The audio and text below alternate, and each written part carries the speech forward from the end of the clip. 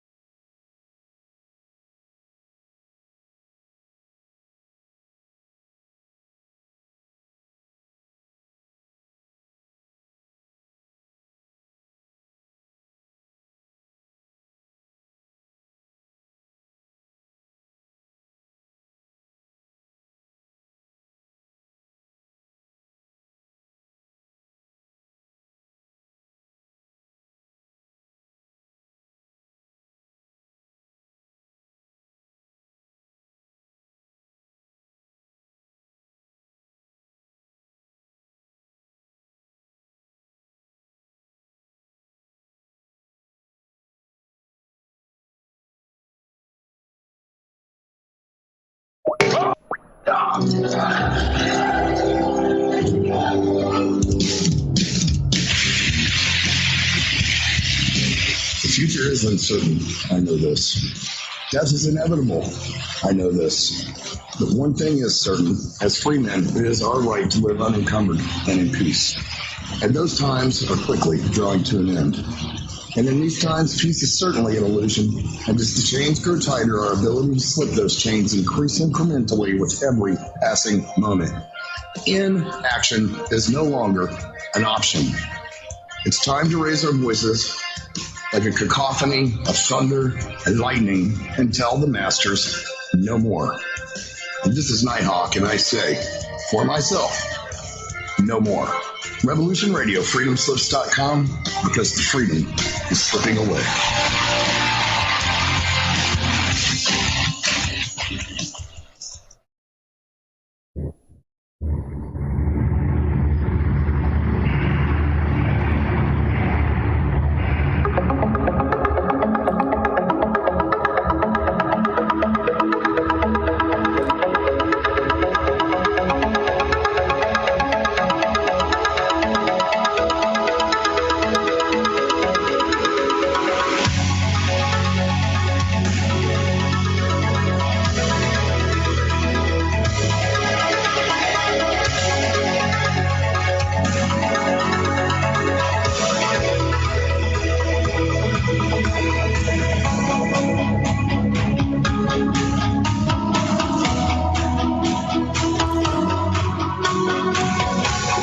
And greetings, Earth Explorers. Welcome to X Squared Radio. We're coming to you live from an undisclosed location east of the Appalachian Mountains through the America Free Radio studios on Revolution Radio on freedomslips.com. Thank you so much for being with us tonight. This is the largest listener-supported radio network in America. So please go to revolutionradio.com and sign up for a donation. Become a patron. Make it a regular thing. $2 a month. Imagine if 100,000 of you gave $2 a month, what this station could do. Marvelous, marvelous things. Lots to go over tonight. The YouTube chat room will be busy. We are also on YouTube Live at my channel, Brooks Agnew, YouTube Brooks Agnew. You can go there. You can be part of the chat room, and you can interject your thoughts and pontifications. Please, no bloviations, and lots of friends there. So good to have you, Eric. He was first in tonight. Raz, good to see you. Festus, Boo. We're going to have a great time. The chat room will fill up as we go. I want to talk first. I had a little redirect today. I was on the way to the plant this morning before sunup and got a phone call that another COVID case was found. So we spent the day out of the plant working remotely. And in doing so, I was able to get a couple of errands done. And one of the things that I noticed right away as the sun began coming up is the whole metro is busy. It is busy. And in fact, the U.S. economy unexpectedly added jobs in May. And it was incredible. The Labor Department's closely watched employment report Friday of last week showed the jobless rate falling to 13.3% last month from 14.7% in April. That is not what the deep state expected. They expected it to be worse. The Washington Post ran a headline that stated that the unemployment rate was going to be 20%. It was going to be the worst ever seen, and it's all Trump's fault. And of course, it wasn't either way. A post-World War II high was 14.7%. But we went the other way. We didn't go to 20%. So the Washington Post did their Dewey wins error over Truman, if you'll recall that newspaper error. It followed on the heels of surveys showing consumer confidence, manufacturing and service industries stabilizing. Economic conditions have significantly improved as businesses reopened after shuttering in mid-March to slow the spread of COVID-19. Now, we're finding out that COVID-19 doesn't even spread unless you're showing symptoms. That, according to the World Health Organization and the CDC.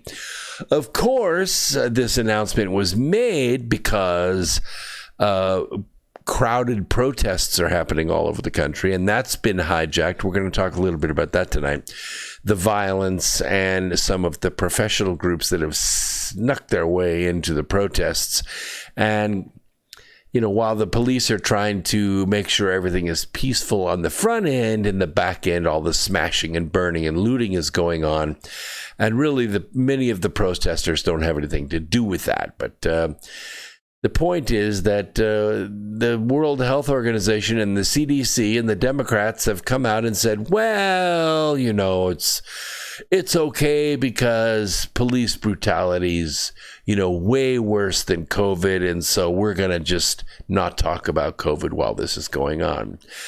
And the reason that they're now saying something about it, oh, wait, I think we were a little hasty. You can spread it when you're not showing symptoms. We misspoke, is because this week Donald Trump announced that he is going to resume having rallies. Oh, no, we can't allow that. We've got to bring back the germ warfare. Well, the country has turned the corner from the pandemic and the recession it created for now. But all the workers who lost their paychecks will find it difficult to regain their place in society, as many of these jobs are gone forever. One of the places, I have to tell you, I was waiting with ingrown toenails. I'm kidding about the ingrown, but I was waiting for the salon to reopen, okay? I like to have a pedicure every 2 or 3 months. They go in there with the side grinder and the jackhammer, and they fix the toes, and everything is good to go. I'm over-exaggerating. I've seen it worse on other people, but you know, it's nice to have good feet. Good feet makes happy people, and it makes you healthy, and you're able to walk and move around without pain on your feet.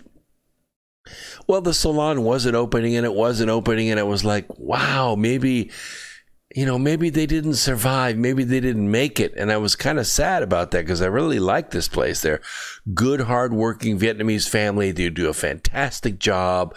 They use all organic stuff. I digress. The point is, I'm next to the UPS store.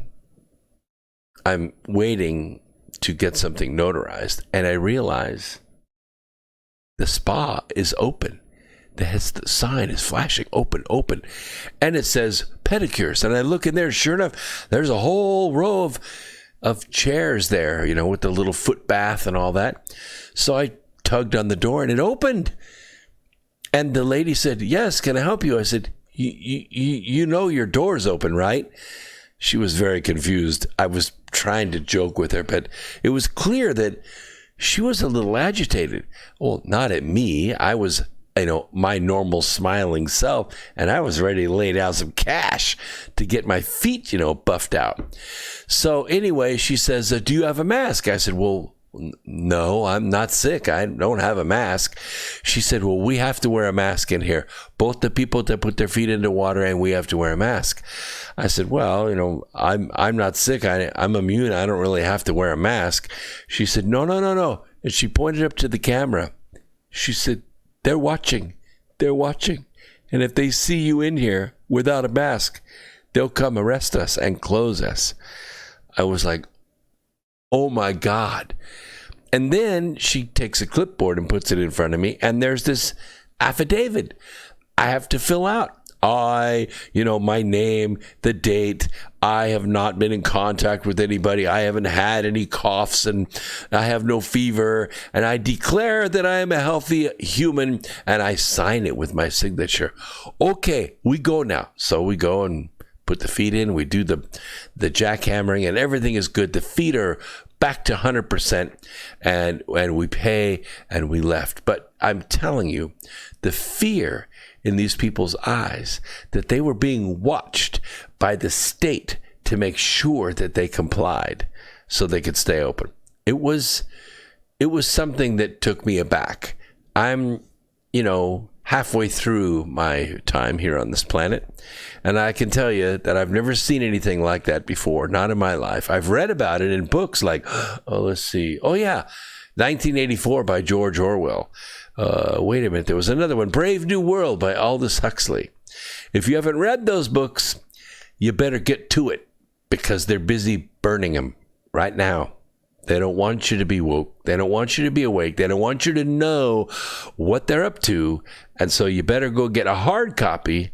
Don't even save it on your computer because they might sneak in there and nuke that bad boy because they don't want anybody to know what's going on. So non-farm payrolls rose by 2.5 million jobs last month after a record plunge of 20.7 million in April. Economists polled by Reuters had forecast payrolls falling by 8 million jobs in May, which they did not, and the unemployment rate jumping up to a whopping 19.8%, worst ever, post-war. Stocks on Wall Street rallied on the report. The dollar rose against a basket of currencies. I made money on the few stocks that I own because I bought during Operation Corona Scare. When the prices were all depressed, because I looked at the 52 weeks high on these stocks and I was going, wow, these stocks are like 25% of what they normally are, and they're in good industries. So I took my money, I bought stocks. What can you do with a deal like that? Since I started buying stocks in March, I've made 35%. That's not bad. Of course, I didn't invest millions of dollars. I'm not Warren Buffett here, but, I made 35% on my money since March. That's pretty good. The Labor Department's Bureau of Labor Statistics, which compiles the employment report, also noted a continuing problem with miscalculation by respondents, which lowered the unemployment rate last month. I mean, damn, a miscalculation? A large number of people classified themselves as being employed on temporary layoff instead of unemployed on temporary layoff. And, that's a small thing, but when people are being told by their employers, no, you have a job, we're going to call you back, please don't leave. The facility I work in has about 1,300 employees, more or less, and we're suffering. We're suffering with 22% vacancy or absenteeism right now. No, they're not sick. They're just laying out. They have a job. They are working like Monday, Tuesday, Wednesday, and then they lay out Thursday and Friday because they have the days. I mean, it's not like they're just ditching, they are ditching, but they got days. People accumulate days, non-vacation days. So they take a couple days off without pay. I mean, what's the big deal? The government, you, the taxpayer, you're paying them for these marvelous 4-day weekends. And what can we do? What we can do is we're working the hell out of all the other people that are in our building, myself included. I'm working 17 hours a day to try to take up the slack because these people won't come to work. I mean, would you blame them?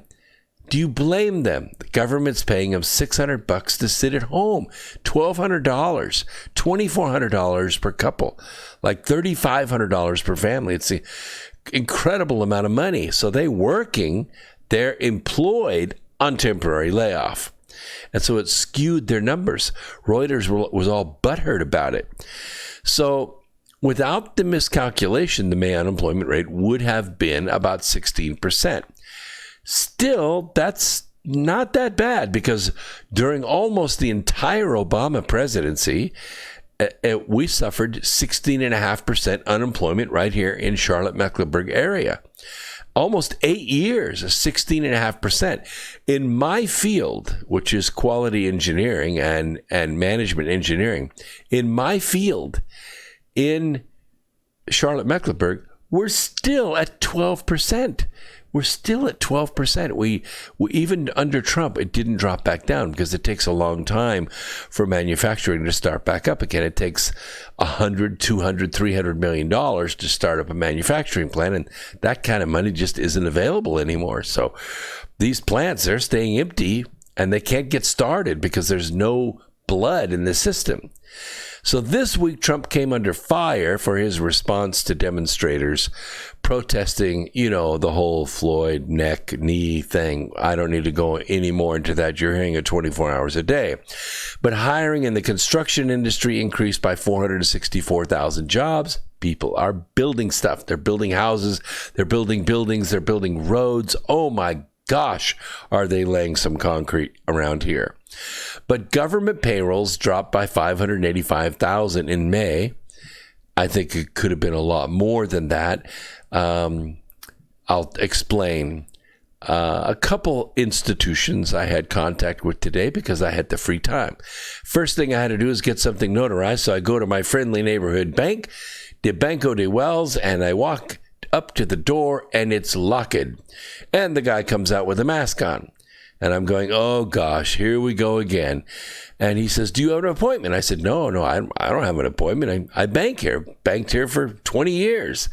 And he said, well, you have to have an appointment. I said, well, okay, I'll make an appointment. He said, well, you have to go online. I said, well, I can go online with my phone right here and make an appointment. He said, oh, we don't have any more openings today. What do you mean you don't have any more openings? There's 6 cars in the parking lot. How can you have no openings?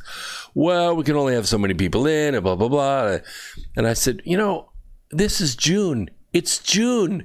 The sun is out. It's 90 degrees today. There's no COVID within 500 miles of this place. What are you doing? He said, hey, I'm sorry. It's the way it has to be. And I said, when are we going to get our country back? And he said, have a nice day.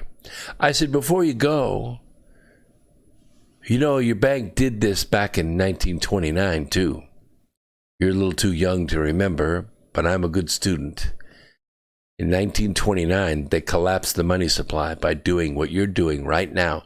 This is effectively a bank holiday. See you later. So I went over to the UPS store and got my thing notarized and sent it off.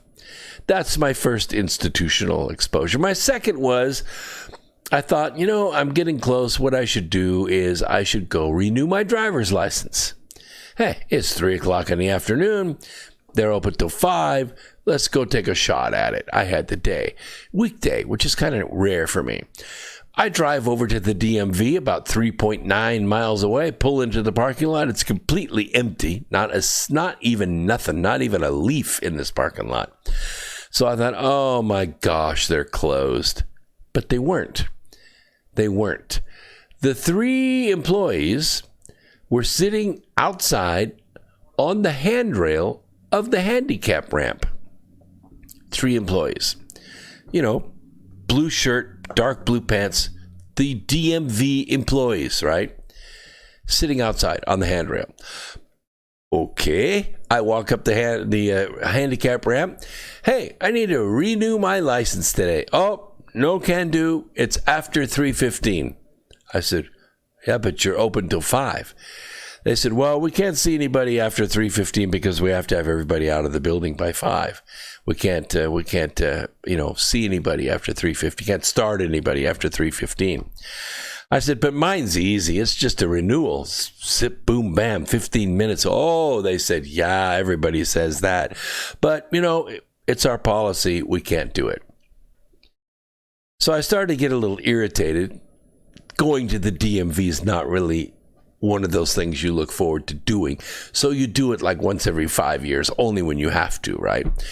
But usually it's because it's too crowded and you have to take a seat and you sit there all day and then you take your 15 minutes and you get out. The parking lot is empty. The building is completely abandoned except for these 3 employees. So I said, well, just help me understand just a little bit here. You're saying that you're going to sit here on this handrail and smoke cigarettes for 2 hours and not work, but I'm going to pay you, all 3 of you, your full pay for sitting out here on the handrail. Well, they weren't happy about that. They weren't happy about that at all. And I just turned away and walked away in disgust, because that is exactly what's being protested all across this country. No, they didn't put a knee on my neck. But you know what they did? They put a boot on me. They said, you're paying us and we're not going to do our job. We're going to sit on our butts on this handrail and you're going to pay us. And there's nothing you can do about it. You see, it's not really law and order we're talking about. Those are fun words. To me, it's word salad. It's word salad for politicians. They stomp around and they wave flags and they march troops. It's law and order, wonderful brass badges and shiny guns, law and order. But that's not really what we're talking about now, is it?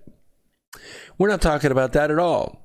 In fact, law and order kind of leaves a sour taste in my mouth now, and I'm, as I said, halfway through this mortal existence. Used to think that way when I was a little kid, because law and order to me meant Andy of Mayberry. Law and order to me meant, the FBI. It meant good always wins. The guy with the white hat, Gene Autry rides in and saves the day. Law and order, yeah. But that's not really it at all, is it? What we really want is equal justice. We want equal justice under the law. The law is great. The law we vote on, 98 point something of us obey all the laws spontaneously. We don't have to be told to do it. We drive the speed limit. We would never shoplift. We would never think about it. Hit another person? Not on your life. Not out of anger anyway. Maybe self-defense. But we would never take anything that doesn't belong to us. We would never intentionally deceive anyone. We obey the law spontaneously. It's a natural thing for 98.5% of society. There's a small percentage that enjoys punching someone in the nose. They get a sexual high out of seeing blood splatter on someone's face. They enjoy hearing other people scream in pain. Those people, we arrest them and we put them in jail and we separate them from society so they don't bother us. We keep our streets as safe as we can. And all crime is committed by the same people over and over and over again. The person who is responsible, or at least is the icon for the latest rash of window smashing and car burning, has a rap sheet longer than my CV, including gang rape, including armed robbery. I mean, the list goes on and on and on. Did he deserve to die? Nobody does. That's not equal justice under the law. It's not. He was arrested. He served his time. He did his time. He was out. So he's going to get arrested again for passing counterfeit bills. Wonderful. Add another line to his long list of offenses. But it doesn't mean you can stand on his neck and kill him. That's one. The other thing is, we see a whole cadre of people riding around in limos and wearing suits and riding charter jet aircraft and staying in $2,500 a night hotels. And they're the biggest criminals the world has ever known. They're responsible for murder and embezzlement, for graft, for lying, for cheating, for securities violations, for every kind of high crime and misdemeanor you can think of. Except they've never been arrested. Nobody's ever hauled them into court. Nobody's ever really officially accused them of a damn thing. That is not equal justice under the law. And that's what's got us so riled up. That's why there are people in the streets. It doesn't mean that that's why all the looting and the burning and the trashing of cars and violence is going on. That's a whole other thing. By the way, thank you very much, Jeremiah. He says, I'm still looking to see Rod Serling smoking in the distance with what's going on. I could just see it. You know how he used to sit there like this. Picture you're at the DMV and you go to get your driver's license fulfilled, and the three workers are sitting on the handrail. You've just entered the Twilight Zone. And that's what he would do. It was cool. Black and white, thin tie. He just had a classic style. The point is that we are living in this Twilight Zone, and we're wondering who is going to do something about this. We are powerless. We're not deputized. Nobody's come to me and say, Brooks, you have a concealed carry license. Why don't you be one of our deputies and go protect people and go keep stores from getting looted and pick up, Antifa bad guys. Nobody's done that. And if I tried doing it, guess where I would go? I would go to jail. Because that's the way the law works. Is it equal justice under the law? No. But that's the way the law works. And everybody's frustrated with it, including President Trump. He's frustrated with it too. Look how the law has gone after him for 4 years. And why? Because the alphabet soup, I call them the alphabet soup. You got the L's, the B's, the G's, the T's, the Q's, the M's. You got the Antifas, you got the BLMs, and you got all the nonprofits. From Common Cause, I'll talk about them in a minute. Don't get me started. Just hold that thought, okay? Note to self, talk about Common Cause before the end of this hour. I will, I promise. The point is, it's not equal justice under the law. So what do you do? How do you get around it? Well, the way they got around it after the FBI was formed in 1935, they had the same problem then. They had crooked judges and crooked lawyers. They had crooked politicians. They had crooked government officials as everywhere you went. The mob, or we called them in those days, the syndicate, had compromised everybody. They bribed people, they threatened people, they intimidated people, they took pictures of people with underage girls at nightclubs, you name it, they did it. And we had a big problem with it. And the president and others wanted to do something about it. And so they did. They formed the FBI, and the FBI had a special group inside of it. It was led by a single individual. But I want to lay some groundwork here. You know, Congressman Matt Gaetz, he's a Republican from Florida. You probably know him. He's kind of a young firebrand. He called for members of Antifa to be hunted down like terrorists in the Middle East as America remains gripped by social unrest over the death of Mr. Floyd. As protests and calls for justice were overshadowed by rioters, looters, and property damage, Trump and other conservatives have been focused like a laser beam on assigning blame for the chaos rather than addressing protesters' grievances or calling for national unity. You see, that's where the protesters want him to go. They want him to come out and face the protesters with his soldiers. The syndicate wants him to open fire on them and shoot them down in the streets like they did in Venezuela, like they did in France, like they did in Germany. They want them to do that. That's where they gain their power, is by sacrificing the young and the innocent like they did in Hong Kong.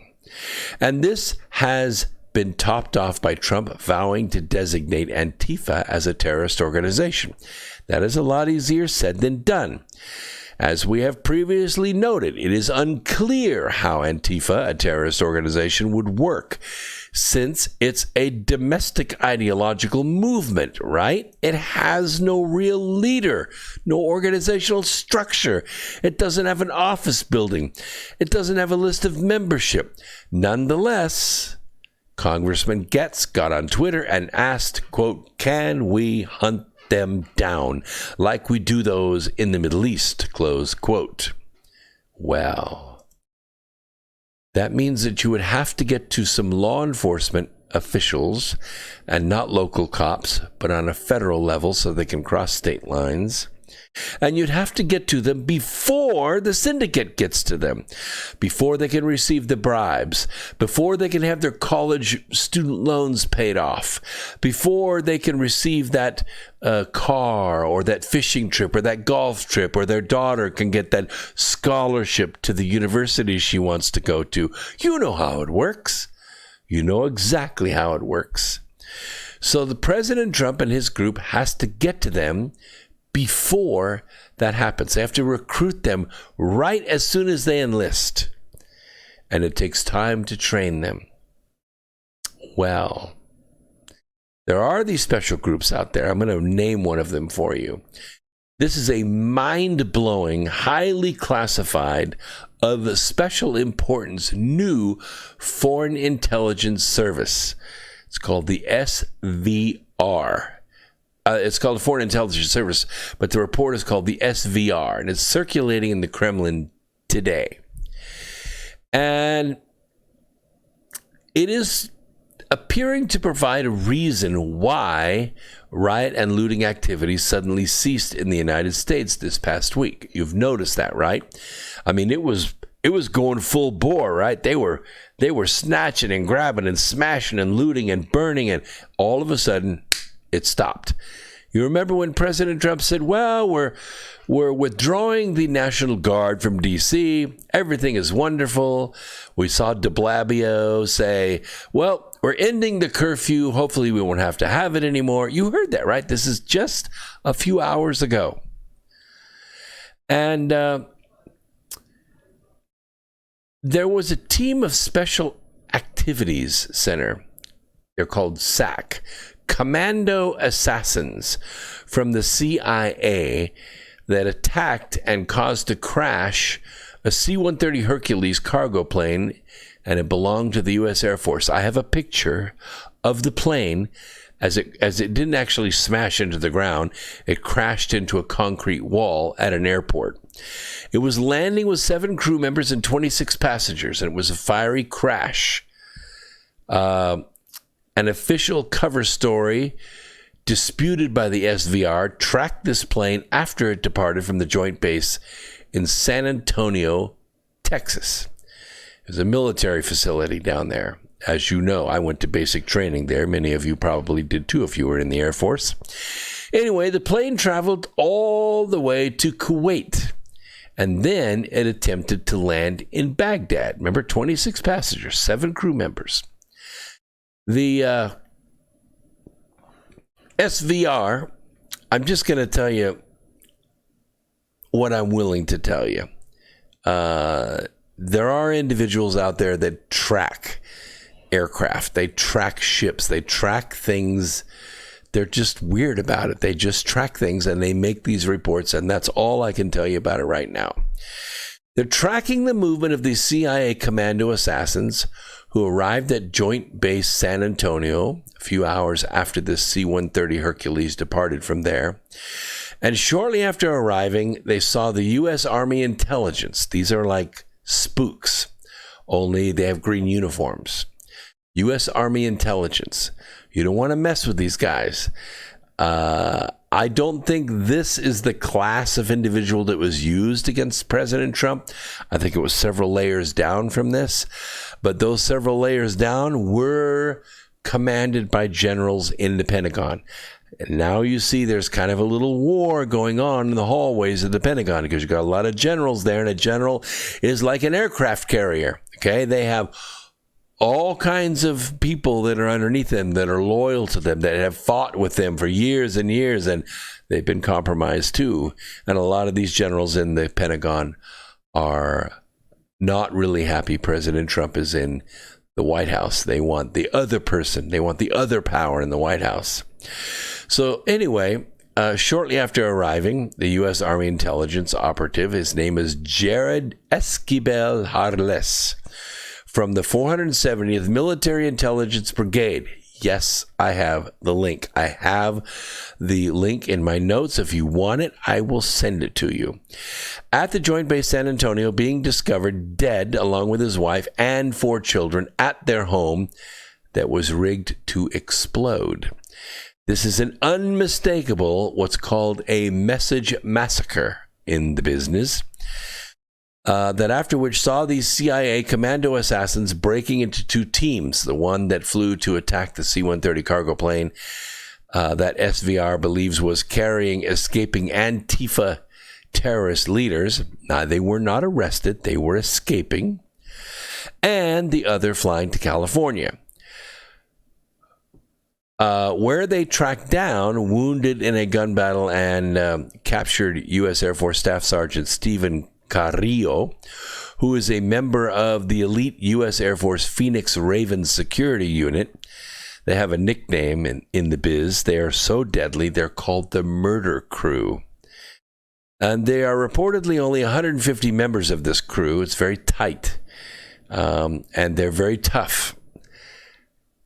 There was a gun battle that saw Sergeant Carrillo killing a California police officer and wounding 2 others while using explosives, with Sergeant Carrillo further being linked to the assassination of U.S. federal officer David Underwood, who died in a hail of bullets fired at him on the 25th of May, which was just a few days ago, when Antifa rioting broke out in Oakland, California, right? You remember this killing? That's when it happened. Sergeant Carrillo was caught on a police radio broadcast saying, and I quote, "This is what I came to fight. I'm sick of these blank police," close quote. And I have a picture of Sergeant Carrillo. You can see him for yourself. It's in my notes. According to the very limited portions of this highly classified report, Trump's CIA is sending small teams of commandos downrange to kill selected bad guys. The CIA's feared Special Activities Center, the SAC I was telling you about earlier, has been activated. They are reportedly an elite unit responsible for covert operations, paramilitary operations, and assassinations. President Trump is now out for revenge. So the massacre message was delivered by the CIA commando assassins in wiping out U.S. Army intelligence operative Jared Esquivel-Harles and his entire family because he aided in the escape of the Antifa terror leaders from America. The former top U.S. military officials aligned with this deep state coup plot have been openly attacking President Trump this past week, and you have seen it in the news every single hour. By the way, one of those crazy things that you see, I'll share it with you in a little bit, about the photo op with the Dems, kneeling with the Ghana scarves around their neck. You're not going to believe this. You're not going to believe how crazy this is. And then we have this report in San Diego, same general area, same kind of very odd behavior by law enforcement. Now, as it turns out, it was caught on video, and many of you have seen the video. It's kind of gone I don't want to use the word viral, semi-popular. Several San Diego police officers are under investigation after a video on Twitter showed the arrest of a woman by a group of plainclothes officials who detained her in an unmarked vehicle outside San Diego High School. Now, the video was taken on June 4th, which was 6 days ago in downtown San Diego, following a demonstration calling for the end of racial injustice, blah, blah, blah, blah. It was posted with the caption, "Welcome to peaceful protesting." Well, authorities said the arrest happened at about 9:20 p.m. in the area of 1400 Park Boulevard. The woman was taken away in an unmarked car, and an officer threatened to shoot protesters who came to her defense. The video shows several police officers and SWAT team members surrounding a kneeling woman, with another woman in the background being arrested. The woman in the background is then seen being taken into an unmarked vehicle, prompting protesters to ask, "Hey, where are you taking her? What's happening?" One official can be heard telling the protesters, "You follow us, you will get shot. Do you understand me?" Now, according to the San Diego Police Department, a plainclothes detective witnessed a woman step off the sidewalk into the roadway, and she swung her cardboard sign at a passing San Diego Police Department motorcycle officer. You know what would have happened if she would have hit him. Afterward, the detective drove up to the woman, placed her under arrest. SWAT team members also arrived at the scene and prepared to de-escalate the situation, according to the San Diego Police Department. The woman who was arrested, no, she didn't disappear. She's made bail and she's out. Now, that doesn't mean she's not going to get in trouble for assault on a police officer. The point is, they knew who this woman was. And let me tell you, while she was in custody, she was printed, her mugshot was taken, her DNA was sampled, and she was tested for COVID. And all that's on record now. San Diego police, you gotta understand this. The city council president, her name is Georgette Gomez. She has called for an immediate investigation into the law enforcement officials involved in the arrest and for the officer who threatened to shoot the protesters to be placed on leave. But they don't really know who they are. It is incredibly disturbing to hear police officers threaten people's lives, she said. Really? San Diego police said Chief David Nizlight directed the Internal Affairs Unit to investigate all department personnel involved in the arrest. While the investigation will determine if the officers followed policy and procedure, blah, blah, blah, they will be reassigned and remain on active duty. So lots of weird things going on. Now, I was going to tell you about the Democrat demonstration because it's kind of interesting to note. You'll recall last year, and I'm trying to find the exact date. I don't have it. I thought I did. But you recall that the Democrats made a party trip to Ghana, Africa. You remember that? Yeah. They all went over there and they were like meeting with black people and appearing to talk with black people. And why they were over there, they spent some money. You know, we gotta buy some souvenirs. We gotta buy some stuff to take back with us. Well, one of the things that they bought was this thing called the kente. A kente. It is a traditional wrap, like a scarf, that goes around the neck and kind of hangs down in front, and it has colors on it. It's very bright, very colorful, and you know, it kind of looks like a party wrap. Like, gee, this is so nice, and we have so many of them. We could like each. We could put one on. Yeah, we could put one on, and then we could go out, you know, for a photo op. Not like a Trump photo op, not like walking over to the church, that gauche bastard. No. We'll do a cool photo op. We'll kneel in front of the cameras in the rotunda, and we'll be wearing these really cool African scarves. Well, it was a visual stunt, to be sure. But the Democrat Party, the party of optics and the party of gesture and the party of, don't we really look cool while we tell black people how much we care about them? Apparently, they just couldn't resist this. So, Monday of this week, members of Congress introduced the Justice in Policing Act of 2020. It's not going to go anywhere. News that was bulldozed by the pageant antics accompanying it. They were swathed in identical kente stoles. You know, that's a better word. A stole, not a scarf. And the lawmakers were intent on conveying solidarity with their constituents. Except they made complete asses out of themselves. Senator Chuck Schumer, Representative Steny Hoyer, they wore their stoles over their dark suits, as did Senator Kamala Harris. House Speaker Nancy Pelosi, who chose to wear the bright red, evidently to coordinate with the rhombuses of green and blue in the cloth. The fabric swung, giving her an inappropriate swagger. There's no event that is too somber to extinguish the need for, style. Which we should never dismiss as frivolity. Clothing can communicate dissent or alliance, belonging, and political belief. All politics rests on an aspect of performance, rhetoric. But the sleight of the mantles literally dragging on the floor as members of Congress stood up after kneeling for 8 minutes and 46 seconds. Help me, I've fallen and I can't get up.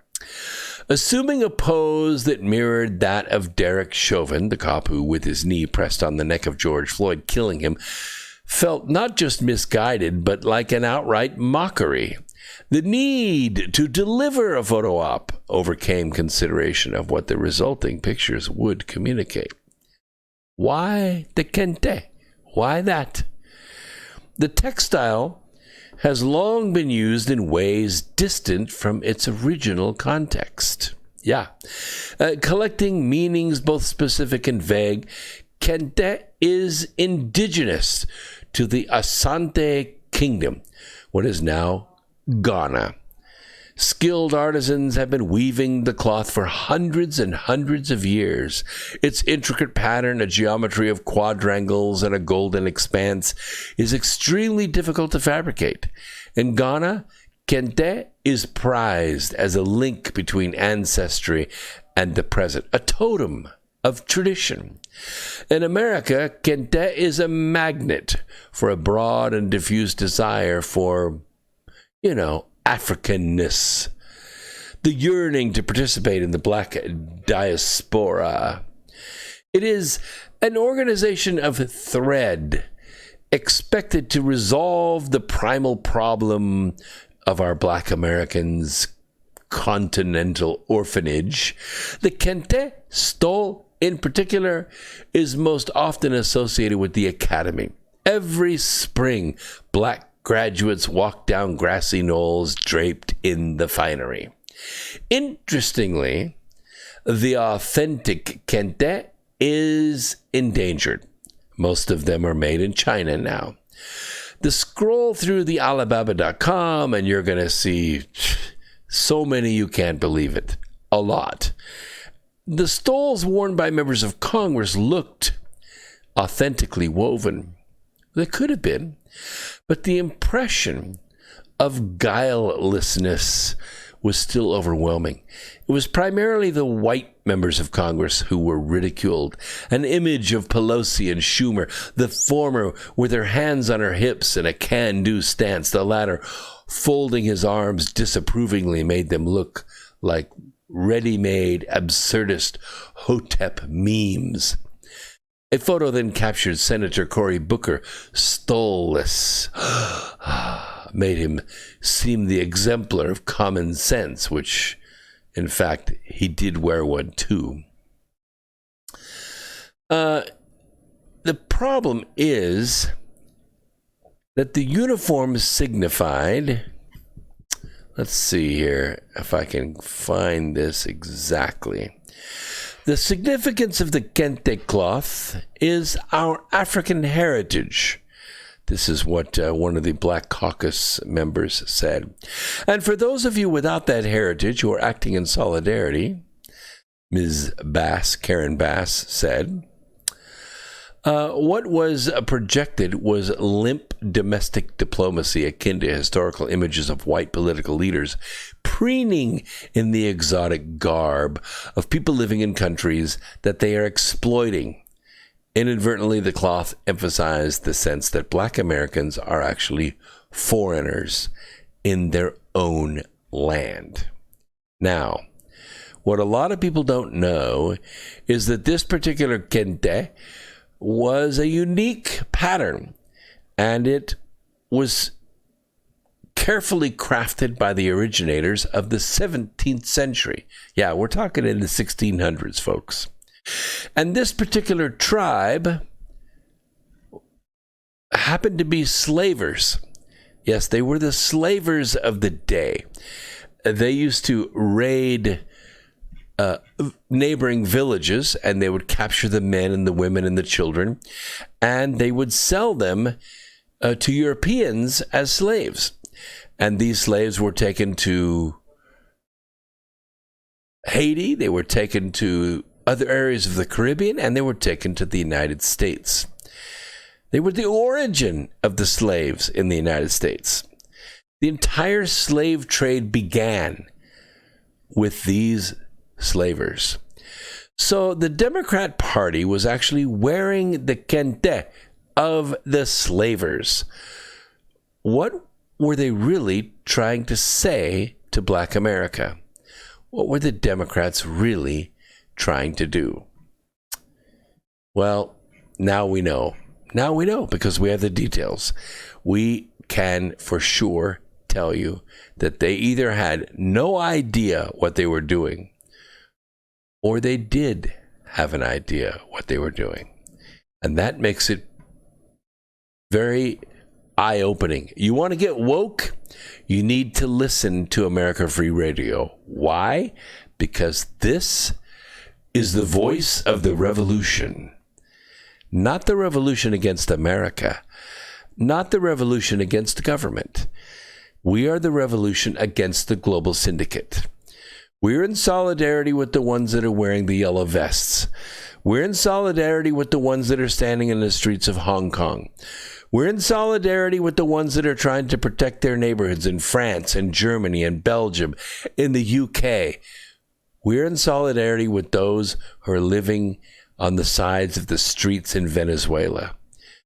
We are the voice of the revolution against the global syndicate that is trying to crush and own all of those people.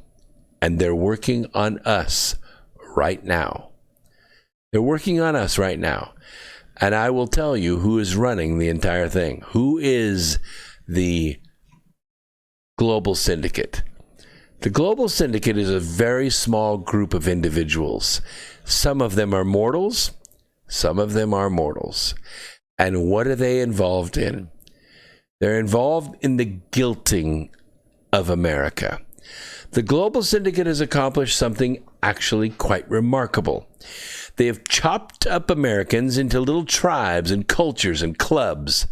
Then they convince all of them that they are victims and that all the other tribes, cultures, and clubs are responsible for making them victims. And then they pass around training videos showing them the only reprieve is hatred. Now, I was nowhere near the intersection. I'm reading you this story here because I want to share it with you. I was nowhere near the intersection of Chicago Avenue and 38th Street when George Floyd tragically lost his life. I wasn't in Minnesota. I was more than 1,500 miles away. With the exception of the officers at the heartbreaking scene, there are more than 329 million additional Americans who had absolutely nothing to do in that terrible evening. So why are so many people acting as if it was their knee and not Derek Chauvin's that pressed down on George Floyd? The answer is collectivized guilt. That's what all the shoe kissing and bowing and scraping and kneeling is about. How many times have you heard the term collective consciousness in the past 5 years? 1,000? 1,000,000? From people you trust, right? It's nothing entirely new. In 1980, Howard Zinn, in his Marxist, ahistorical, and repugnant textbook, A People's History of the United States, began mainstreaming the idea that Caucasians bore collective guilt for all of America's past sins. By securing the blessings of the academic intelligentsia, he had support in the most valuable places. Thankfully, Mr. Zinn didn't have modern-day social media at his disposal. One shudders to think how wide Zinn's reach would have been with a few million followers on Twitter, Instagram, or Facebook. But if you've looked around the social media landscape recently, you've witnessed the unleashing of a radical movement beyond his wildest dreams. Leftist influencers have convinced you, and maybe even my neighbors, that the only way they will be allowed in polite society, the only way they will be perceived as decent, is if they accept culpability for Floyd's death and the systemically racist society they apparently helped create. The radical left demands Caucasians apologize for their privilege. I can't even name one single time in my whole life when my white skin has given me privilege. They must read, they must internalize and publicly praise books on approved reading lists in order to come to grips with their unconscious and deep-seated racism. The definition of racism in Webster's dictionary has recently been changed to include a systemic racism that targets strictly black people. We're going to take a quick break. We'll be gone for about 3 minutes. You YouTubers just hang out. Don't worry, everything is under control. You're not in the Twilight Zone. You're here with me, and you're perfectly safe. We'll be right back after this. Please don't go away.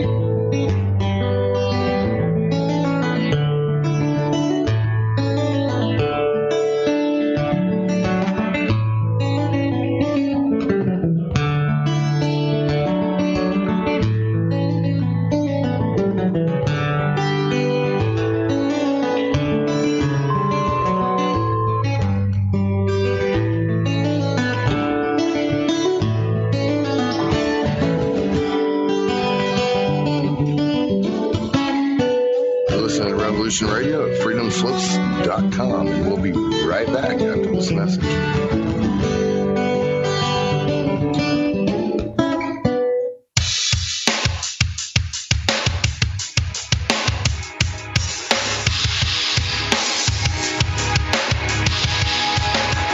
Enter into a world unseen on Raven Star's Witching Hour. You will encounter eclectic topics from the realm of spirit brought into our matrix of truth. With your host, the Solaris Blue Raven. Solaris will bring you an array of unique guests covering topics from ghostly spirits to amazing anomalies, covert technology, UFOs, and shadowy global events. And that's right here at Revolution Radio, freedomslips.com, Saturdays, midnight till 2 a.m. Eastern Time. Revolution Radio, where information never sleeps. Let the magic rise.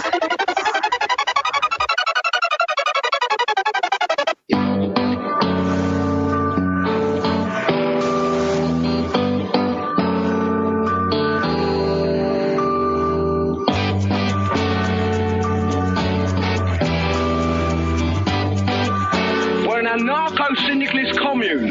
We take it in turns to act as a sort of executive officer for the week. Yes. But all the decisions of that officer have to be ratified at a special bi-weekly meeting. Yes, I see. By a simple majority in the case of purely internal affairs. Be quiet. But by a 2/3 majority in the case of more... Be quiet. I order you to be quiet. Look, you stupid bastard, you've got no arms left. Yes, I have. Look. It's just a flesh wound. I don't believe I've seen such a display of courage, skill, nerve, grace, and stupidity. I'll do you for that. Oh, what? Come here. What are you going to do, bleed on me? I'm invincible. You're a loony. The Black Knight always triumphs. Roundtable Live, Monday through Friday, 1 a.m. till 4 a.m. Eastern Time. Bring your mind, bring your ideas, bring your voice. King Arthur had nothing on us here at Revolution Radio, freedomslips.com. This is the people's war.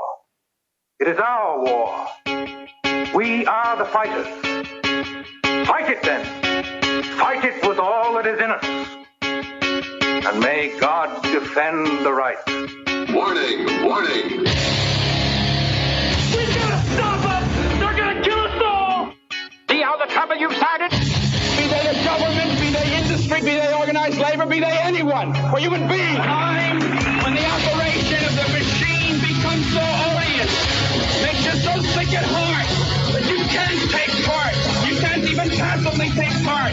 And you've got to put your bodies upon the gears and upon the wheels, upon the levers, upon all the apparatus, and you've got to make it stop. And you've got to indicate to the people who run it, to the people who own it, that unless you're free, the machine will be prevented from working at all.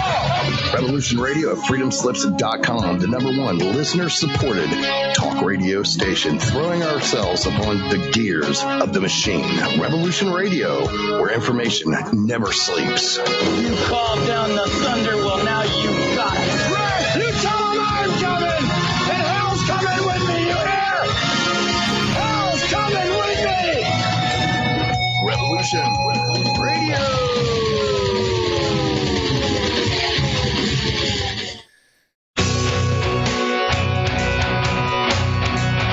All right, thanks for listening while we took that short break here at Revolution Radio, freedomslips.com. And now we're going to get back to your host.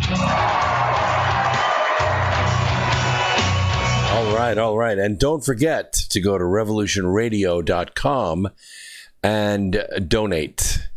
Doesn't matter how little or how much. Just make it regular. Those of you that have never been to New York, you've never seen the offices of NPR, National Public Radio. They're really quite stunning, quite fancy, very, very fine architecture and layout. All of that paid for with taxpayer money and donors. Regular radio stations, well, they're probably, like this, probably operate out of somebody's basement. I listen to Breitbart every single morning, and I can tell you he operates out of his home. And nothing wrong with that. That's just the way it's done these days.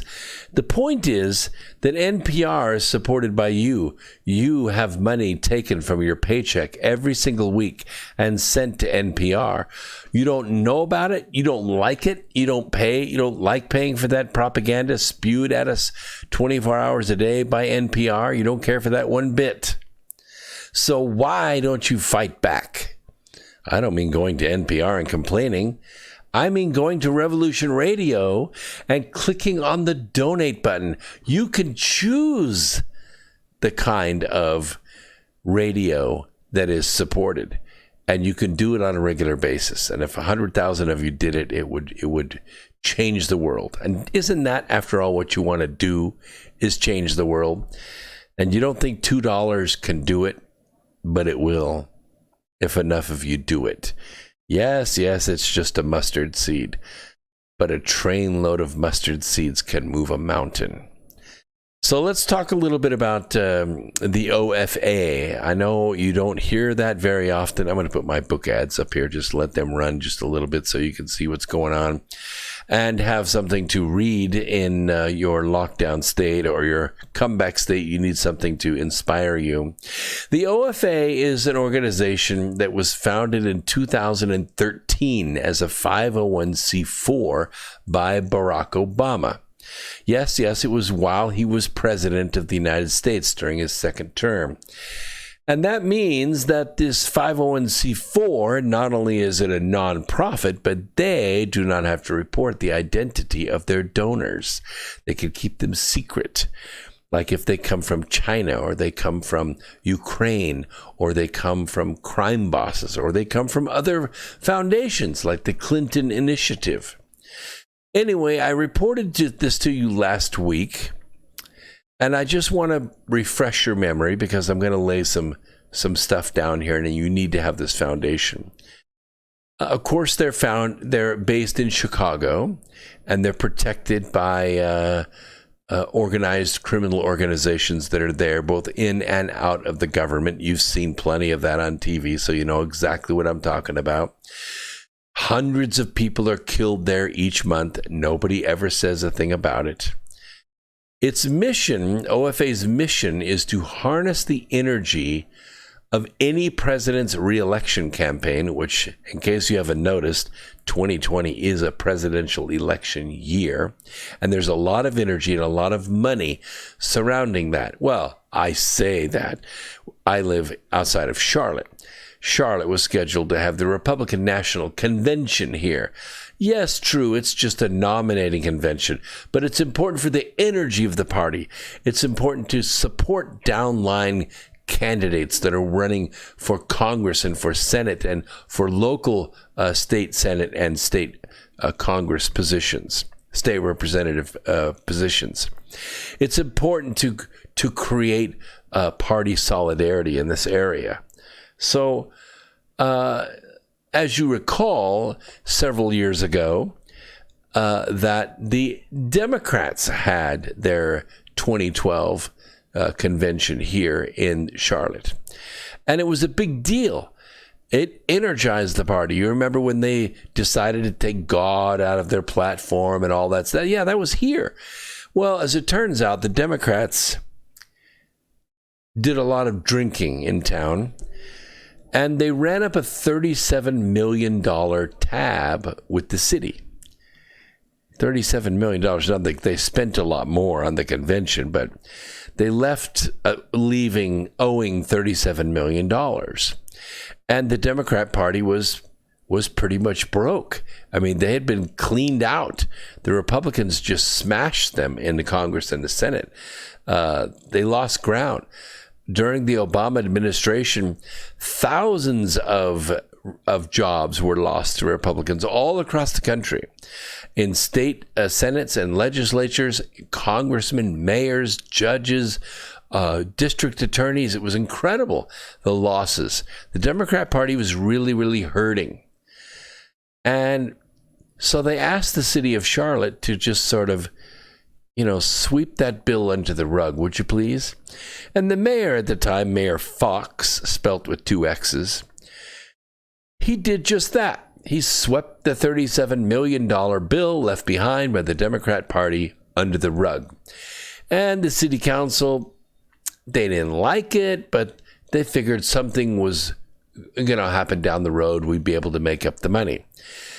Truth be known, the taxpayers ended up paying for it. We passed some kind of bond or whatever. We paid for it. We ate it in cents.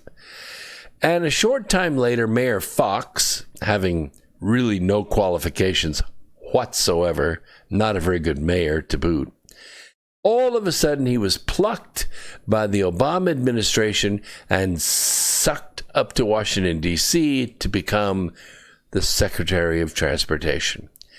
And of course, while he was there, mysteriously, we don't really know how it happened, Charlotte got all the money they needed to finish that bankrupt light rail. And sure enough, Mayor Fox's pet project, for which he was a complete failure, I mean, he might have rode the rail once or twice, symbolically, but he didn't know anything about it and didn't do anything to make it possible.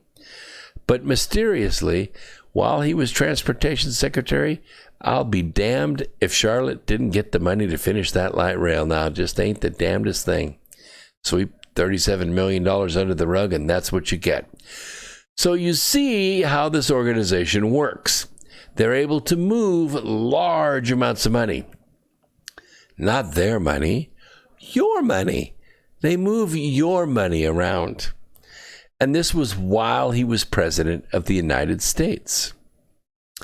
So its mission, this group, the OFA, it's called Organizing for Action.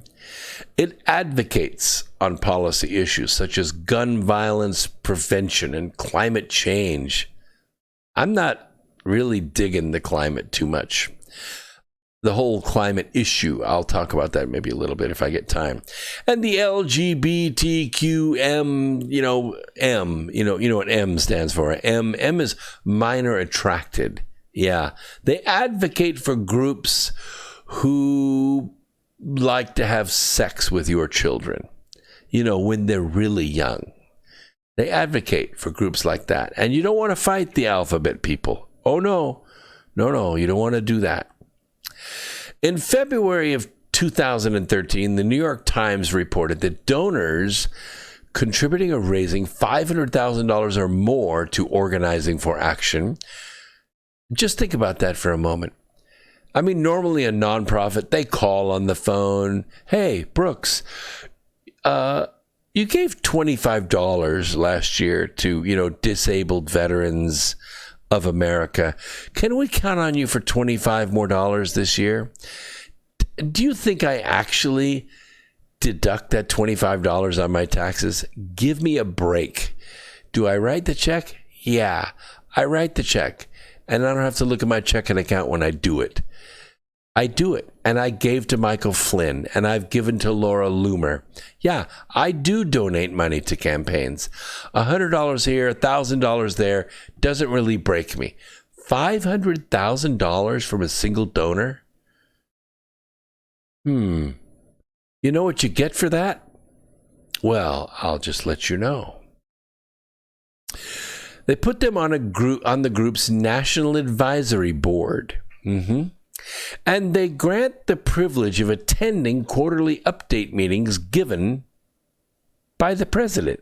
You get to meet with the president in an advisory capacity if you give $500,000 or more. I bet if you give $5 million or more, you get that and maybe a whole lot more. So the White House press spokesman, in those days his name was Jay Carney, and probably called that for a reason because he was a great carnival barker. You know what a carnival barker is? That's the guy that stands in the midway and he says, the spinning teacup ride is getting ready to start and the line is short. Now is your time to get on the spinning teacup ride. That's a carnival barker. Well, that's what Jay Carney was. He was a carny, literally. He denied in public that access to the president was being, sold, stating that the OFA was an independent organization and referred specific questions to the OFA staff. Yeah, we're not going to answer any of those questions because if you look down here on the front of this podium, the freaking presidential seal is there. So I'm not answering any questions about the OFA. Well, on March 8th of that same year, Mr. Messina told CBS News that the president might attend a founders summit, but then he stated, whether you're a volunteer or a donor, we can't and we won't guarantee access to any government officials. But just as the president and administration officials deliver updates on the legislative process to Americans and organizations across the ideological spectrum, there may be occasions, I say may be occasions, when members of, the OFA are included in those updates. I'm not saying they get special access, but it might happen. It might happen. These are not opportunities to lobby. They are briefings on the positions the president has taken and the status of seeing them through. In other words, we're going to give you a heads up where we're going with this, what we're going to do. And why would we do that? Well, everybody in that room, they own stocks. They own stocks. And some of those stocks, all of those stocks, are going to be influenced by the decisions that are made in that room. We've seen just a few small examples, right? Senator Burr, Senator Feinstein, others that have made huge amounts of money based upon information they got in those meetings. And they were government officials. Imagine the ones that gave the $500,000. Imagine what positions they were able to make. You think they made their $500,000 back while they were attending these meetings? Hell yes, they did. And that's exactly why they do it. The OFA gets the cash, and the donors get the position. Now, what did they do with the cash? Obama re-election campaign manager Jim Messina has stated that the group would not be accepting corporate donations. That's because that's what the FEC, the Federal Election Commission, says that they have to. And we're talking about the Obama re-election campaign, right? Well, that's just a small part of the game, folks. You see, the global media empire, they control political action committees' access. What's a political action committee? I'm glad you asked that question. See, that's a whole nother group of little three-letter companies. The OFA is just one of many. All these little alphabet companies, they get to run ads, not as I'm Barack Obama and I endorse this message. No. Citizens for a Better America. Common Cause. These are political action committees. They get to run ads for whatever the hell they want. President Trump, he is got a big gambling problem. And we have all these black and white, maybe they might be edited movies, where he was seen in casinos. Well, he owns them, Yes, but, that's not the way we're going to represent it because the low information voter doesn't know that. They know is Trump was seen in a casino. He must be a gambler. Well, that's a political action committee, and they can run all the ads they want. And they can take in money from China, from Saudi Arabia. They can take money in from Ukraine, from Russia, wherever they want. And they don't have to disclose nothing because they're 501c4s.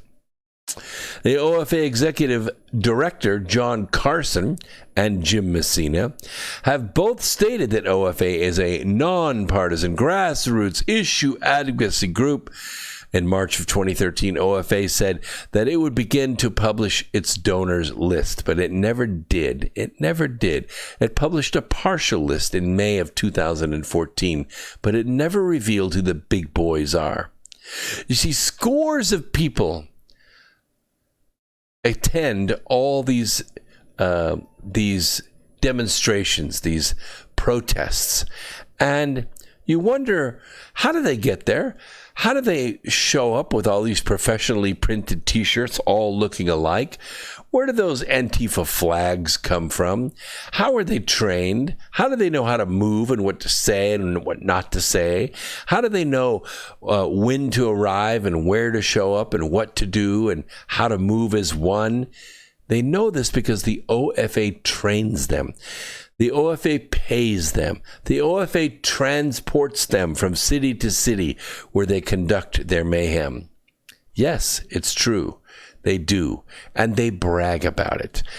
When they first started, they only had 30,000 paid activists across the country. And Obama bragged about it on a TV interview. But since that time, they've added another 25,000. So that's 55,000 paid activists across the country. And where do they concentrate mostly? In Democrat-held cities. That's where they go. That's where they go. And that's where the mayhem is coming from. Now, we've seen it kind of tail off a little bit. As I was saying in the last hour, not the people in the front lines, not the people actually doing the ass kicking, not the people that are swinging the clubs or swinging the axes or lighting the torches, the throwing the Molotov cocktails. A lot of them have been caught, including a couple of lawyers and a couple of sisters and, well, yes, de Blasio's daughter, but, you know, he praised her and she didn't spend a day, not a minute in jail. And we know that the D.C. National Guard was called out. That was formed in 1802 by President Thomas Jefferson. And it was for a reason. It was for a reason. The authority to activate the D.C. National Guard rests with the president. He can delegate it to the Secretary of Defense or to the Secretary of the Army, which he does from time to time. But the reason that it is there is to protect the presidency itself. It is there because Thomas Jefferson, the first president to spend his term in Washington, D.C., he came into office during a time when strife between the two major political parties was threatening to tear the new country apart. Gee, that sounds familiar, doesn't it? Anyway, the commanding generals of the two closest militia units, they were handpicked by Jefferson so he could trust them. And at this point, there was only a very small regular army because, you know, after the Revolutionary War, we didn't have a permanent war culture. We sold our ships off. We let the soldiers go home to their farms and their mills and their, dairies and whatever, and their wineries. We let them go home because they were not a professional army. They didn't have the money to pay a professional army. We didn't have a permanent war culture in those days. So what Jefferson realized that if one of the state militias were to try to force their political will, like that would ever happen, like, Donna Brazile, right? Donna Brazile, the one who now works for Fox. Donna Brazile, the one who cheated during the Hillary Clinton debates by getting the debate questions ahead of time and then working with Hillary for days and days and days prior to the debate to get Hillary ready for the debate against Donald Trump. A debate which Donald Trump eviscerated her at anyway. You remember that Donna Brazile, right? The Donna Brazile that showed up within minutes of when Seth Rich, who had been gunned down on the sidewalk outside Lou City Bar, showed up at the hospital with bullet wounds in his back. That Donna Brazile. The Donna Brazile that ended up running the campaign after Debbie Blabbermouth Schultz was fired because the information that was leaked to WikiLeaks incriminated her. Yeah, that Donna Brazile. That Donna Brazile happens to be married. And guess who she's married to? Well, she's married to Mayor Bowser. Who's Mayor Bowser? Mayor Bowser is the mayor of Washington, D.C. And Mayor Bowser decided to withdraw the police and tell the National Guard to stand down, and not the out of state National Guard. She couldn't do anything about the DC National Guard, but that's a small group of about 2,700. There were actually 41,000 National Guard that were deployed in the DC area, but many of them came from out of state, Utah and other states. And the Mayor Bowser, the one that's married to Donna Brazile, they worked together, probably, living in the same household, walking around in their underwear together. Oh, I just thought of that. Hang on a second. Get that out of my head.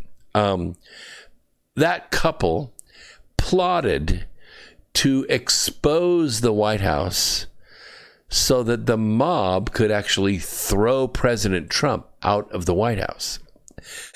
And President Jefferson saw how vulnerable the American democracy would be if this were to be allowed, if this was possible.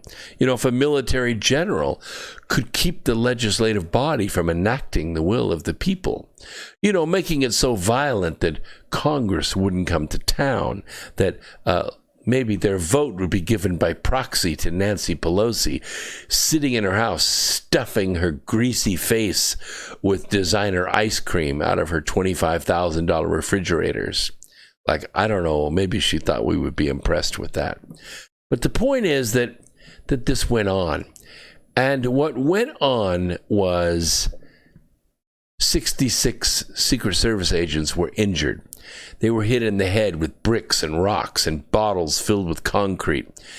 And the people stood outside and chanted all night long. And the next day, President Trump emerged like a boss from the White House, which he was not forced to vacate, and he walked across to St. John's Church, which was partially burned, not fully burned. They could have fully burned it, but I guess they were under orders just to make a show. And he picked up a Bible, and basically the symbolism was, you could hurt this building.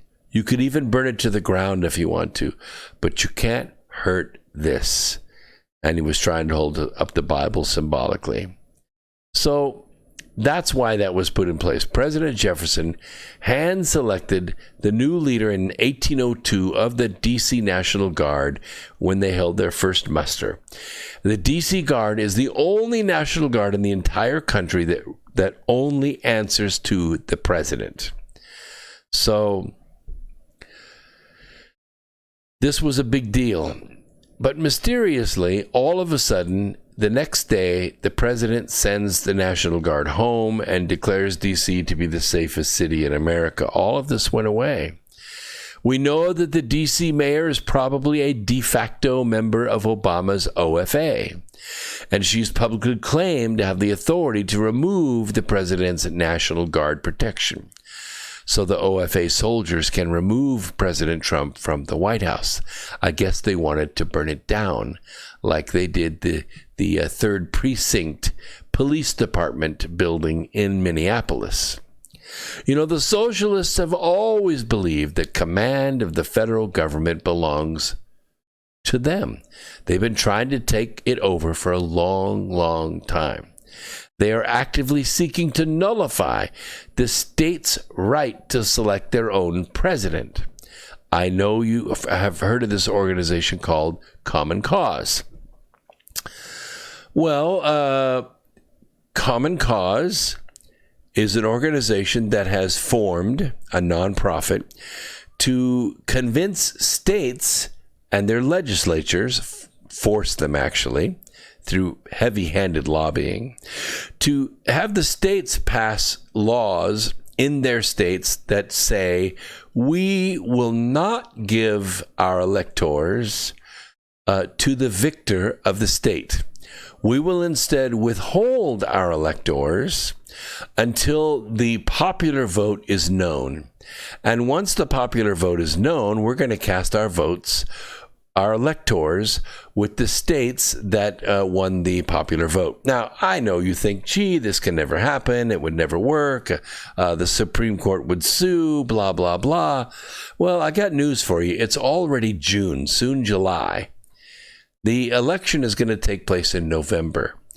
There are no lawsuits. Nothing's being done to stop this. In fact, the 15th state, the state of Colorado, had this in their referendum yesterday to vote to join Common Cause. Now, Common Cause controls 196 electors. You need 270. Everybody knows that, right? There are 538 electors, and 270 gives you over half of the 538. Gives double that would be 540 for those of you trying to do the math. 270 is what's needed to be elected for president. President Trump could easily get those electors, except that those 196 electors are now held back for some reason. He can't get them, even if he wins those states. And yes, he won almost all those states. But their legislatures have now been forced by Common Cause through lots of campaign donations, I'm sure, lots of pictures of little 13-year-old girls, I'm sure, or 13-year-old boys, I'm sure. All of this was done under the table, of course, and the states have now shown solidarity, and they control 196 electors. Well, gee, I decided yesterday to sit down and say to myself, who else would need to vote with these 196 electors? Who else would need to do it in order to give President Trump that edge? Or give a person running against President Trump that edge. I would say Biden, but it doesn't really matter because it's Trump and not Trump, right? Well, as it turns out, that happens to be New York and California. And actually, it boils down to just two cities, New York City and Los Angeles. So, Common Cause plus LA and New York. And that's it. That gives you 280 electors. That's enough to elect the president. So Common Cause, which is not going to be courted by the president, I can tell you that right now, because he don't have no pictures of 13-year-old girls and legislators. No. Common Cause and LA and New York. And that's it. None of the other states count. Nope, none of the other states count. It doesn't matter what you vote. It doesn't matter what you say. It doesn't matter how you sing or how you parade or how you overwhelm the box office, so to speak. It doesn't matter. Common Cause and LA and New York. It's June, people. It's June, which means we have a fight on our hands. The socialists have always believed that this belongs to them, and they are nullifying our federal laws. OFA guerrilla forces, they're all over the country. They're here in our city. A couple of days ago, they painted in big giant block letters that go curbed gutter to gutter, Black Lives Matter, on our asphalt in our city. And by the way, I tweeted out that I would donate to any company that will go sandblast that off our streets.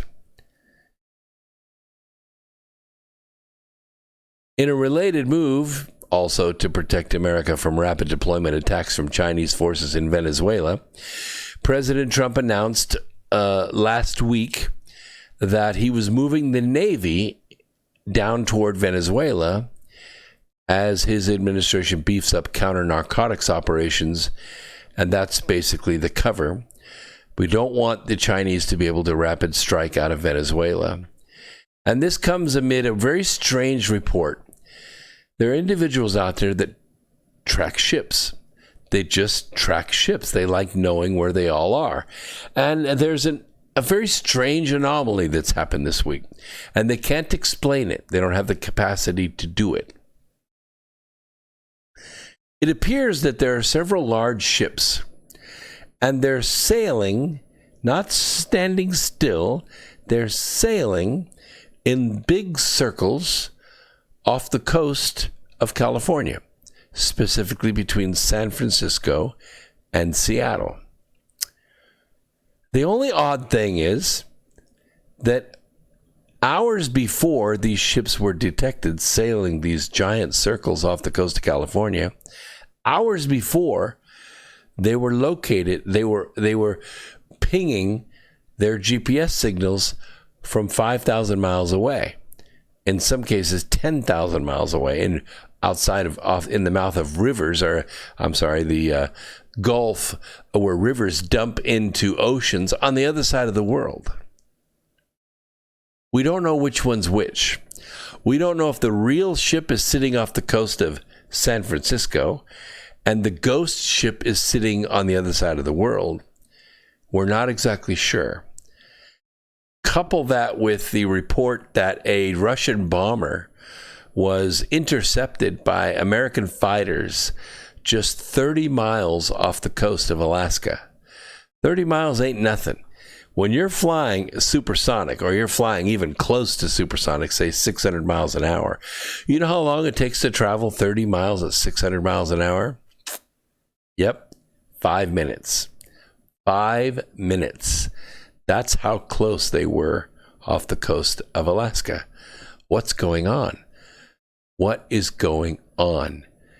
There have been other reports. I can't substantiate any of them, but there's unrest. There are impossible movements being done. One of the ones I can confirm are skirmishes between Indian troops and Chinese troops along the China-India border. That is not the kind of news we want to hear. China needs to expand. They need to bring in resources. Their country is being swallowed whole by Chinese. You know why? Because we're not buying Chinese. We've cut off our flow of cash to China. So is Europe. So is the UK. They've stopped buying from China. China's hurting. China's losing the trade war. They've already had to manipulate their currency, and they have already had to make a bioweapon which they launched against the United States. This is not the kind of activity that we like to see. This is how America can stay safe. I think one of the military tactics that has been used recently is the use of growlers. No, it's not a dog. A growler is an aircraft. It's a special kind of aircraft, and it's used to blank out various kinds of communications. It can blank out cell phones. It can blank out radio communications. It can blank out radar. It has a variety of capabilities, and it flies at fairly low altitude, and it's usually sent in ahead of a strafing attack by fighter jets. Growlers don't particularly fly very fast, but what they can do is make themselves invisible because they have tremendously powerful radio transmitters and a variety of frequencies aboard, and they can target things like, anti-aircraft fire. And once they target it, those things are blind, or they can spoof them. They can make them think there's an aircraft over here when the aircraft's really over here. And then the American fighter jets go in and they destroy, the anti-aircraft positions or the missile silos or whatever it is they're going to do. I think that growlers or growler technology has been used on American soil to blank out communications, while some of these special forces, and recently 400 National Guard were deputized as U.S. Marshals. That means that they have the power to arrest. They also have the power to deputize. Yes, each one of these 400 specially trained marshals that come out of the National Guard has the power to deputize. So if you're a concealed carry holder and a federal marshal comes in to your area, he could call you up because they have your phone number. They could say, we need you to come down to the sheriff's office right now and be deputized. It could happen. It could happen. And let's not count out Iran. You know, Iran has already announced that they would be willing to assist Americans in a revolution to annihilate the oligarchs that run the United States. And that is an Iranian scholar saying this. I quote, "The reality is there is an oligarchy in America. There is no democracy. The existing legal process and the American Constitution are not supposed to reform America," said Sam Medhi Torabi, the director of Iran's Risalat Strategic Studies Institute, according to the Middle East Media Research Institute.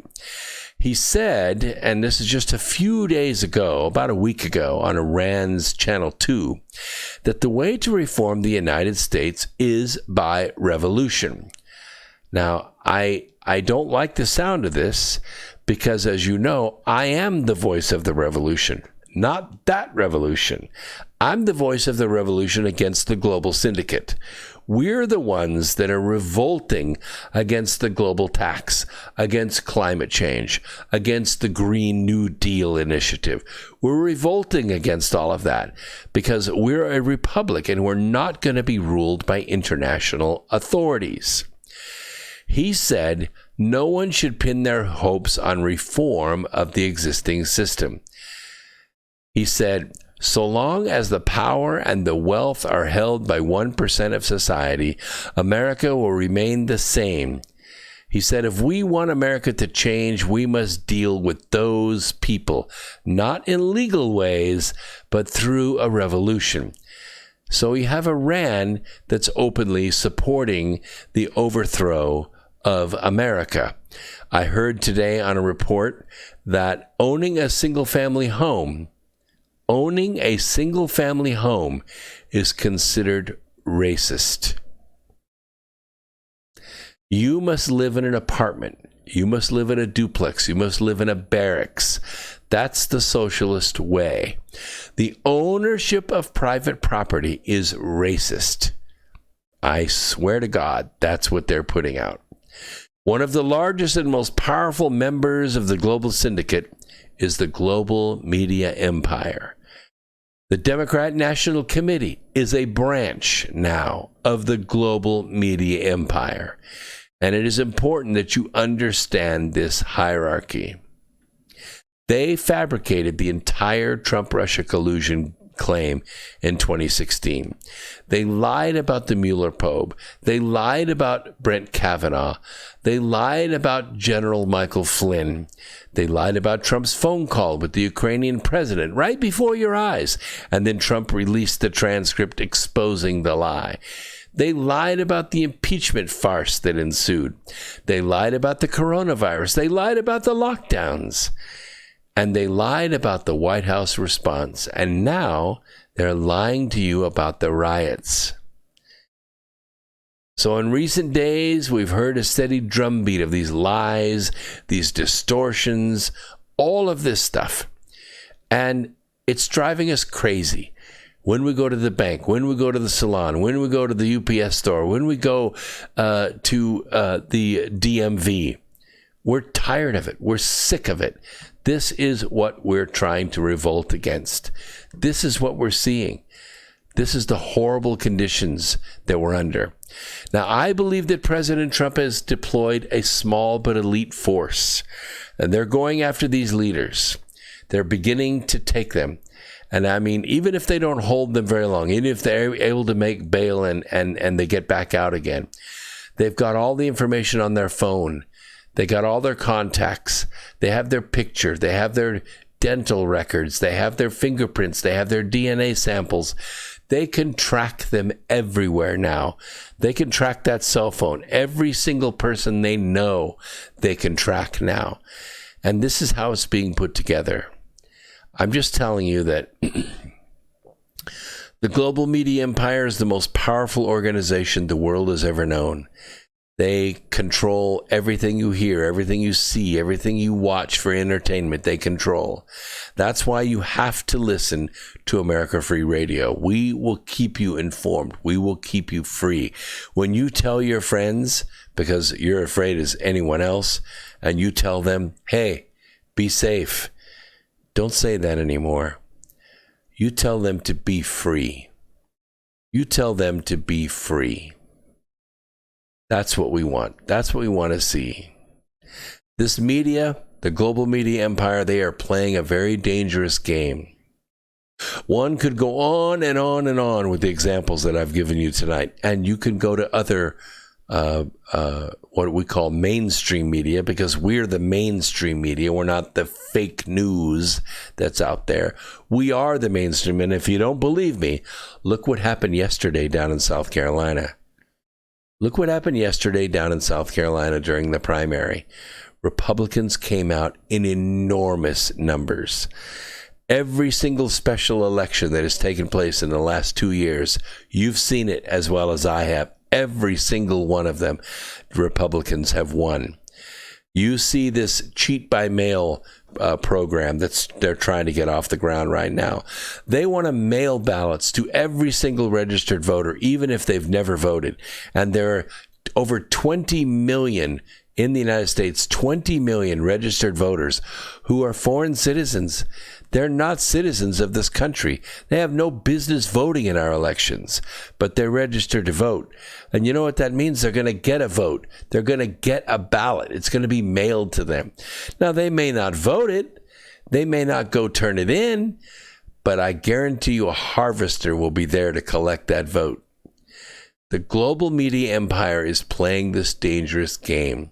You get on Twitter right now, and you're bound to find fresh examples posting every single minute as reporters and pundits lie. Robots will deluge you if you post something like this. They will hit you about the events that are unfolding in real time. You can read the text, you can look at the video, and you just got to shake your head. Mostly peaceable, they call these protests. Every once in a while, you get a pundit who they're lying so badly, and they're so bad at it, so unconvincing in this role as a serious news person. The mask sometimes slips. We see them for who they are. Don Lemon, Kamala Harris,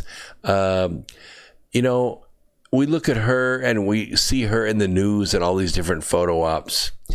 And you just have to say to yourself, trading sexual favors can get you a great job from which you cannot be fired. Just look at her. Look at Kamala Harris. Well, okay. Don't look at Kamala Harris. She sucked her way to the DA office in California from under Willie Brown's desk. She cheated her way into an uncontested Senate seat, and then she laughed in public about assassinating President Trump. Every time she opens her mouth, it is a lie.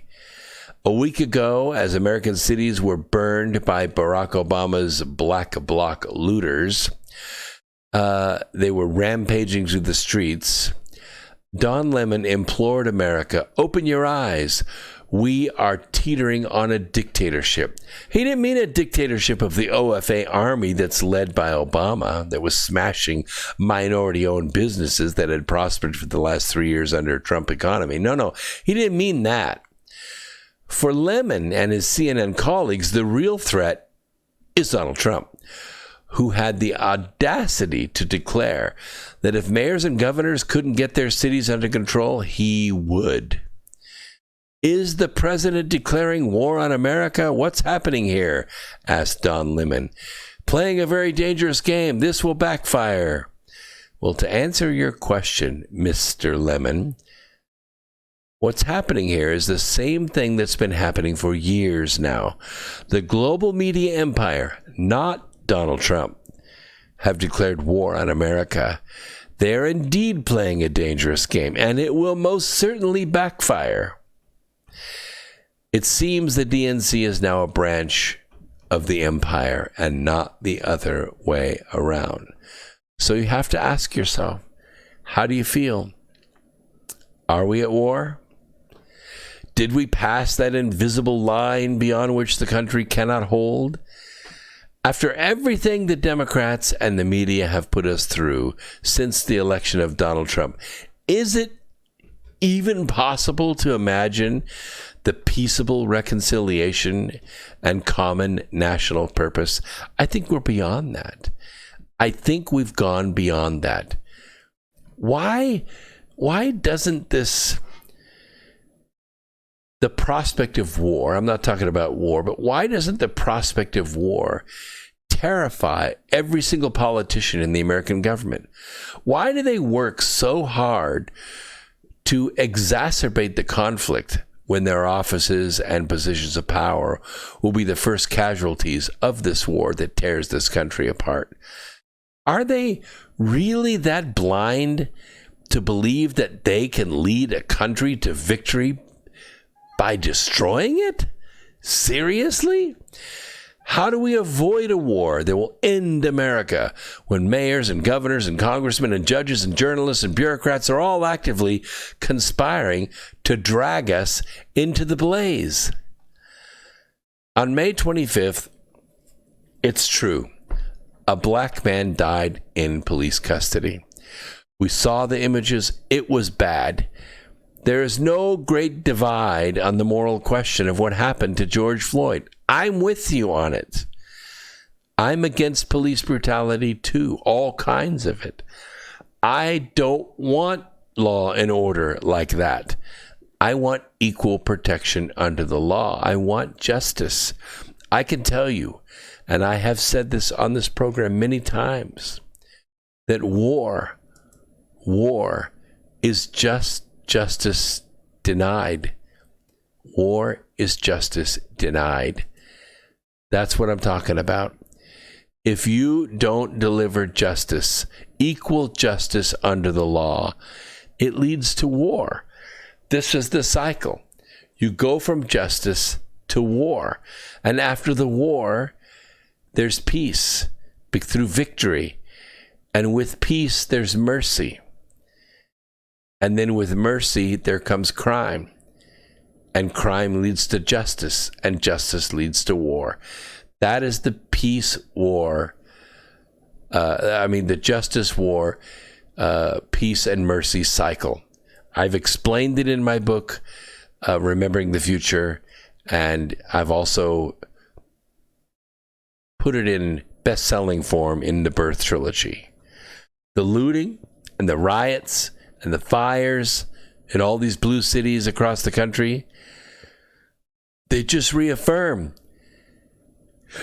that it is not justice, but war that today's radicals have in mind.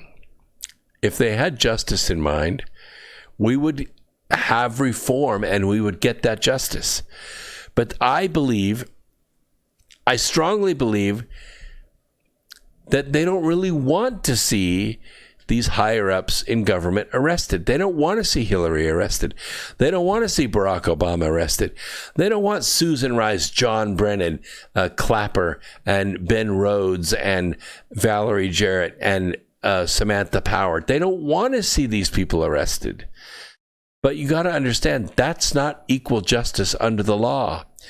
Equal justice under the law is those people that have murdered, that have stolen, that have lied, that have deceived, that have spied and conspired to overthrow the government of the United States. They need to go to prison, and they need to be arrested tonight. The FBI needs to raid their places and put them in jail tonight. That is what would bring peace to the country. Like Morgan Freeman said, the best thing that could be done for law and order in the United States of America is for Hillary Clinton to go to prison. He's right. He is right. Breaking store windows, setting buildings on fire, vandalizing monuments to American heroes, leaving graffiti threats on synagogue walls, attacking Christian churches and tombstones, terrorizing the living, giving no peace to the dead. These are the great accomplishments of Antifa. And they go on and on and on, and they always will until these people are arrested.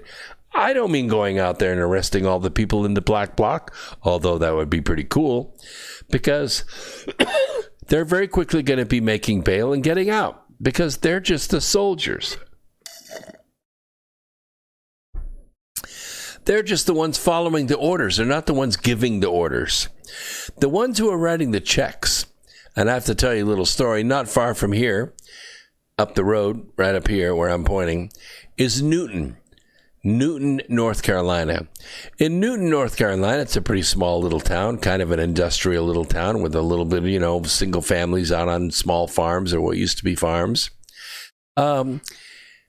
We got a message that Antifa was bringing a couple of busloads in, and they were going to suit up, and they were going to go take down a bunch of Civil War monuments. There are a lot of them in Newton, several generals, and there's a park there.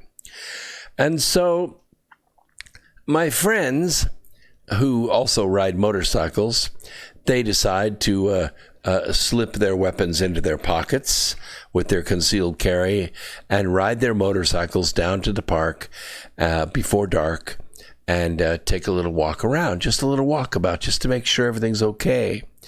And they get down there. There's about 35 of them in this club. And they get down there and they dismount and they start walking around the perimeter of the park. And they notice that on the park benches, every single park bench is occupied with a couple of men. And the couple of men, they're in camo, they have American flags on, and they're all sporting weapons. Shotguns, AR-15s, rifles, pistols. And so they walk up to a couple of the benches and say, "Hey, what's up?" And they said, "Oh, we're just out in the park, just taking a friendly stroll, just decided to take a little rest here on this park bench." And my biker friend said, "Yeah, we are too. We're just taking a walkabout. Heard a couple buses were coming in from out of town." They said, "Yeah, we heard that too." Well, guess what? Antifa never showed up. You know why? Because probably one of their scouts, not in black uniform, came bouncing around the corner in their tennis shoes and their man bun and said, "Oops, we better not come here. This park is guarded." Not by cops, although there were 4 cop cars there. They were empty. There was nobody in them, like they were leaving them as bait. This park is guarded, so we better just mosey on down the road and leave this one alone. Yeah, the park was guarded by us. The park was guarded by citizens. They're just sitting there, minding their own business, cleaning their weapons. That's what it takes. That's what it takes. Most Americans had no idea that leftist thought setting the nation on fire was akin to the Boston Tea Party. It's not. That's not revolution. That's insurrection. Thank you, Mr. Stoker. He says, another great show, and thank you for the kind donation. All the donations in Top Chat will go to funding the North Pole Inner Earth expedition. All that money goes into PayPal. I don't touch it. It just keeps growing. Once we get it to a certain point, we'll raise the bar on the Hollow Earth TV, and we'll take it to the next level, and we'll expand the market. Though most Americans thought they'd be paying attention, never really understood how Democrats could so easily join hands with the Iranians, the Chinese Communist Party, the dangerous drug cartels on our southern border, international corporations that have strengthened China at the expense of the American worker. How can Democrats be friends with so many of our enemies and pretend with a straight face that they are all still our friends as well? They're not. If America is to survive, something new must take hold right now. The current political parties and office holders and corporate-owned media are not up to the task. If it means that the Democrat Party goes away and another party comes in, so be it. I think it can be reformed, but I think 70% of the politicians in Washington have been compromised. It's time to clean house. There are plenty of candidates to choose from. Choose something else. And we'll see you Sunday right here on America Free Radio. This is the voice of the revolution. Go out and look for the good in people and help it to grow a little every day. And before long, you will have saved the planet. My name is Brooks Agnew, saying peace, Earth Explorers.